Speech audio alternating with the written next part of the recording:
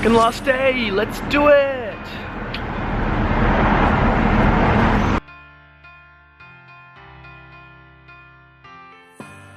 Decisions aren't always logical. And I think that's what we as marketers need to tap into and think about, because there's enough information and access to information out there to really do your research and figure out, okay, does this product have all the things I need? That is a given. We can all access that today in the internet age. What we can't access as marketers is those connections unless we tap into them in our marketing. And since we know that's the way consumers are making decisions, we have to adjust our marketing to talk to them in that manner.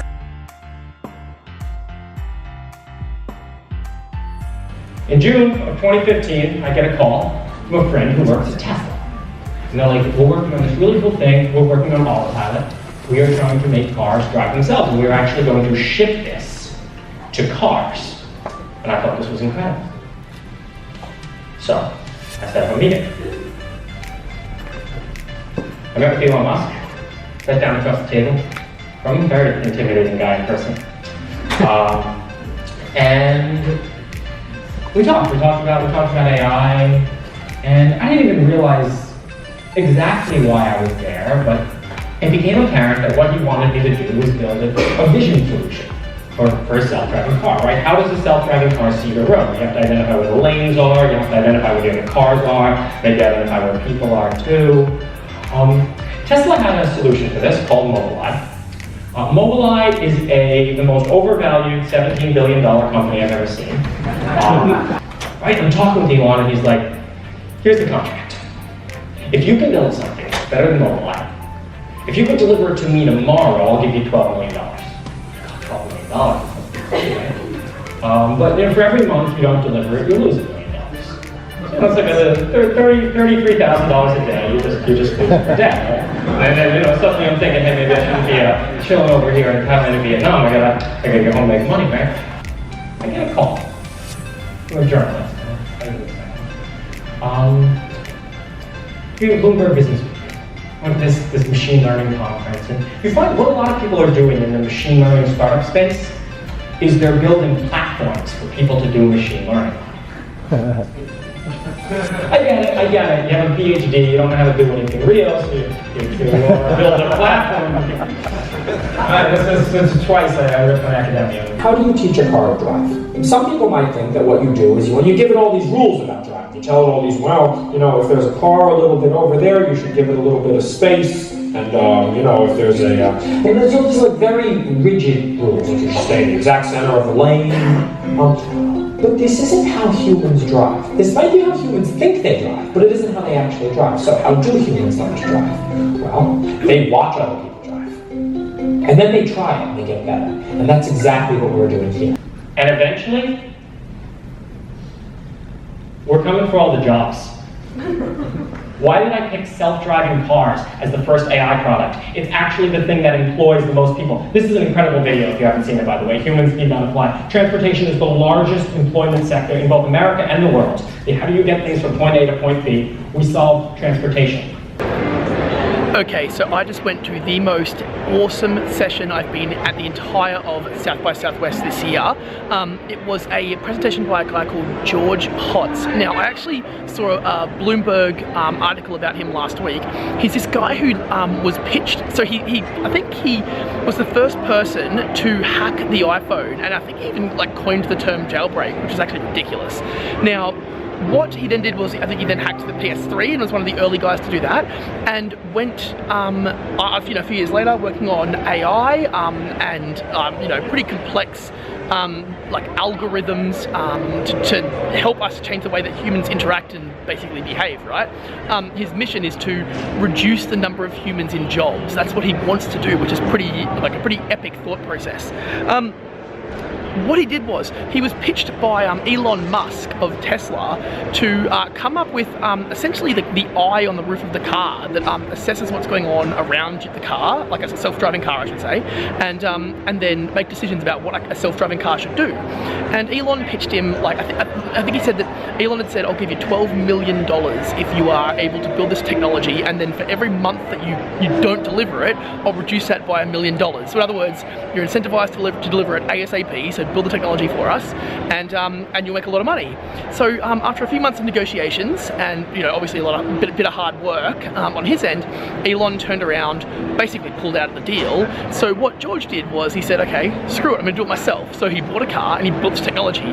He's what looks like we will be ahead of Tesla, ahead of Google, ahead of all of the car manufacturers, the first person who will actually commercialize the self-driving car and have it so that it actually can coexist with other vehicles on the road driven by regular human drivers. Amazing guy, just super intelligent, had awesome stories about what he's done. So I left incredibly inspired by that. But now I am off to go and check out Pete Cashmore, who founded Mashable. He's on a panel with a couple of, I believe, influencers, social influencers, on the current state of media and tech. So that should be good, because Pete Cashmore is, again, a pretty big name and a big legend. So I'm pumped. Today has been such a good day already. Let's see where it goes from here. I don't ever even think about creating a show that doesn't have a social aspect to it, or some sort of relationship with the audience, even if it is a feedback loop on what they like. So when you think about creating stuff for like the deep divers and the skimmers, and you always think about creating programming that has something that people just watch and like fall asleep to, and stuff that's really going to deeply engage them on an emotional level, and things that's going to like have a push-pull back. So I think the idea is to make sure you build in layers into what you're making, so the relationship with the audience can always be there should somebody want to jump in and buy it. If you just want to watch it and chill out and forget about everything and just like escape and relax, you should be able to do that too.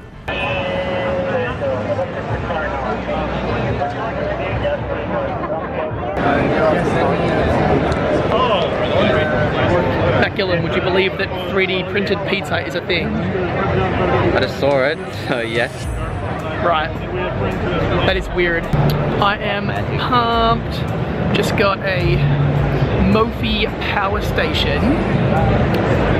This thing is like a beast. It charges 5 times. Is it new? Does it have like a new model? Yeah. That's sick. Charges your phone like up to 5 times. Bit of a brick, but definitely a good one for the backpack just to keep there.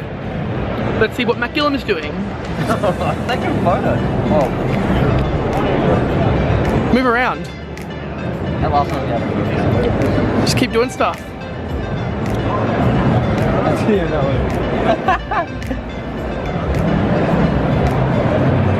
Oh, that is lead gen.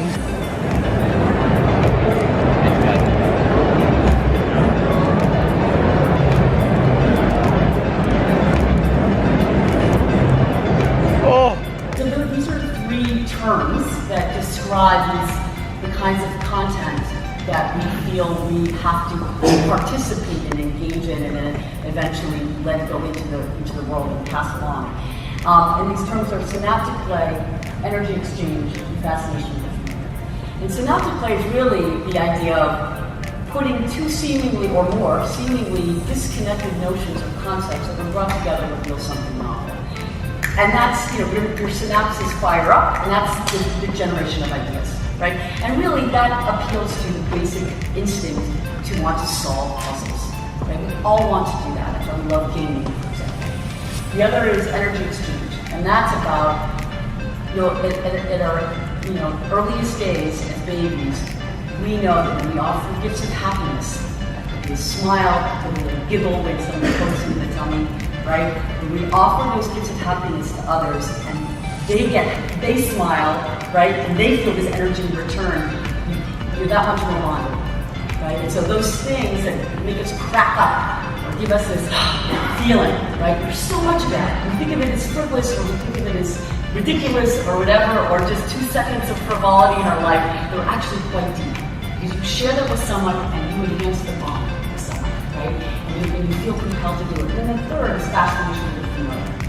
And that's where we get to see our world, our everyday lives in a new light. And we need that, we crave that, because it helps elevate the everyday. And so some of the ideas that, or rather memes you were bringing up, like the dress, for example. Why did that capture imagination? Because everybody had a different point of view of a freaking dress, right?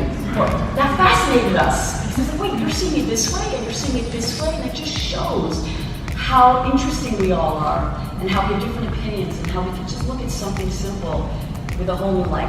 so Matt and I were just on a sick panel where they were talking about the science of virality, and you had literally like execs in the sort of research labs of Google, of Upworthy, of there was an academic there who was really awesome. It was like pretty cool to hear like this concept of like the nature of something going viral being a science rather than just by chance, because we often hear about it happening by chance when in reality I guess that like there's never chance. It is a seriously like complicated but deliberate effort that people make. They will sit down and plan out like looking at numbers, and it's like the beta versus the alpha of blah blah blah. Right. And it's actually like this.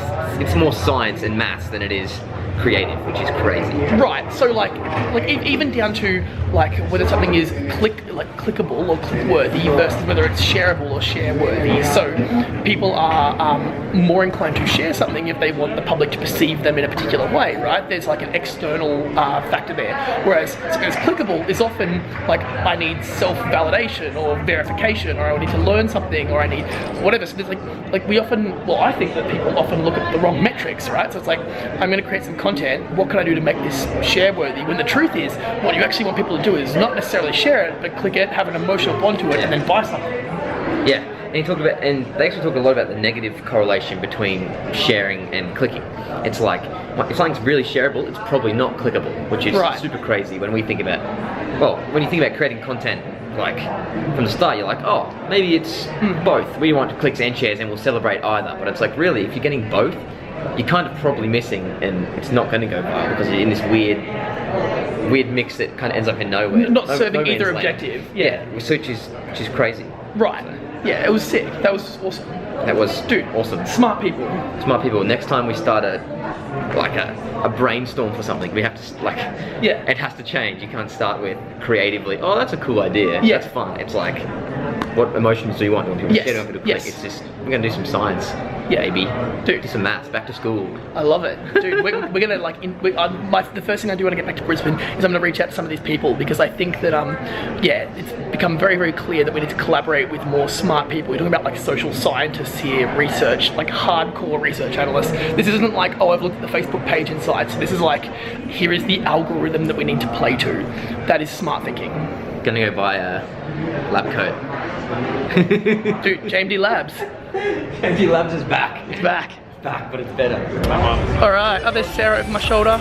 We are on our way to Voodoo Donuts because we are officially finished all educational activities for the day. So donuts and then maybe adventures, we'll see.